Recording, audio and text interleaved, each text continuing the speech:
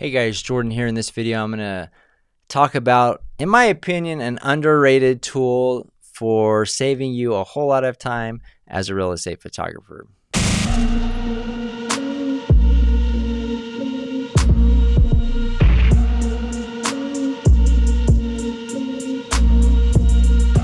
Alright, so if this is your first time checking out my channel, I talk about real estate photography. So if that's something you're into, make sure to subscribe. In this video, I'm going to be talking about a time saver efficiency, actually potentially a whole lot of time saver as a real estate photographer. But it is a simple tool, something you can buy on Amazon for 10-15 bucks. And here it is. This is a air duster, I guess. This one is a Giotto's. I've been a fan of Giotto's because, you know, it stands up and it's just high quality. I haven't really had too many issues with this. But you might say, well, why are you talking about time saving and efficiency with this? Because if you are a real estate photographer, you know that, there have been times where you get dust. There's dust on your sensor, dust on your lens, and then you get back on your computer and there's all these specks all over the place. So then you're having to, take them or remove them all manually. And it's very, very time consuming and very, very tedious.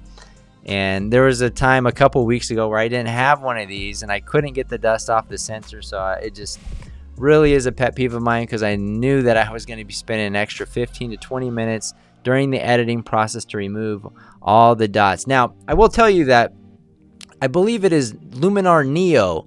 They have an option to remove sensor dust spots with a click of a button. It's like an AI generated thing. So that is a great feature, if you're editing, but maybe a lot of you guys don't use Luminar. But yeah, it's a lot easier than going in manually and editing out every single sensor dust spot. Now, I will say that depending on the lighting, the exposure of the shot, and what you're shooting, sensor spots or sensor dust as well as lens dust shows up more depending on your aperture, depending on there's a lot of variables. If you have a really, really high aperture setting, like f13 or higher, it's going to be a lot more visible. Any sensor dust spots on your lens and your sensor. So if you do know that you have some of that, using a lower aperture setting will make them less noticeable and hopefully save you time during the editing process. But if you don't carry one of these around with you, I highly recommend it, because if you have something or get something on your lens or your sensor, it's better than blowing with your mouth, because if you're just blowing on it, you might get some